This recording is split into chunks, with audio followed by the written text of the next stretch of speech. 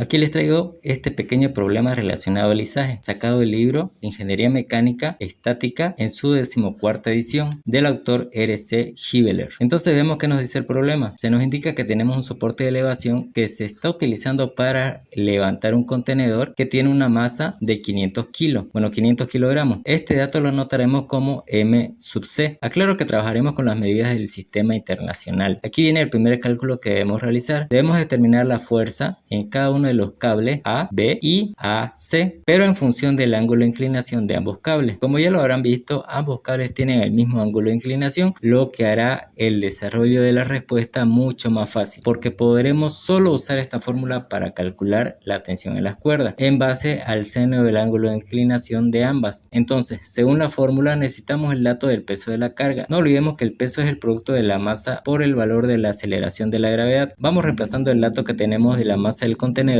como valor de la aceleración de la gravedad. Usaremos 9,81 metros sobre segundo al cuadrado, y esta variable n que indica el número de cuerdas lo reemplazamos por el número 2. Realizando las operaciones obtenemos 2452,2 newtons. No olviden que en el sistema internacional la unidad de medida para la fuerza es el newton, pero para más practicidad dividiremos el resultado entre 1000 y lo anotaremos como kilonewton. Entonces ahí tenemos la fuerza de tensión para ambas cuerdas en función del ángulo θ. Ahora vemos el segundo cálculo que debemos realizar. En el enunciado se nos indica que si la máxima tensión permitida en cada cable es de 5 kilonewtons, entonces debemos determinar la longitud mínima de ambos cables para poder ser utilizados. Volvamos a la fórmula para calcular tensión en los cables a un mismo ángulo de inclinación. Recuerden que el cociente entre el peso del contenedor y el número de cuerdas nos daba como resultado 2,452 kilonewtons. Ahora aquí reemplacemos el dato de tensión máxima que nos indica el enunciado, o sea los 5 kilonewtons. Despejemos seno del ángulo θ. Ahora despejemos el ángulo θ para conocer su valor. Realizando las operaciones obtenemos que el ángulo de inclinación de las cuerdas es de aproximadamente 29,36 grados. Si nos concentramos en este triángulo rectángulo, obviamente ya tenemos el dato de este ángulo que lo acabamos de calcular. Su cateto adyacente lo tenemos como dato, que es la distancia desde el punto de anclaje de la cuerda a la recta vertical por donde se ubica el centro de gravedad de la carga. Solo nos quedaría calcular la hipotenusa del triángulo, que representaría la longitud mínima de la cuerda bajo las condiciones dadas. Para esto vamos a usar la relación trigonométrica coseno del ángulo θ, que indica la relación entre el cateto adyacente del triángulo dividido por la hipotenusa del mismo. Despejando la variable cuyo valor nos interesa conocer, reemplazando el valor ya calculado del ángulo θ, obtenemos como resultado que la longitud mínima de cada cuerda debe ser de 1,72 metros.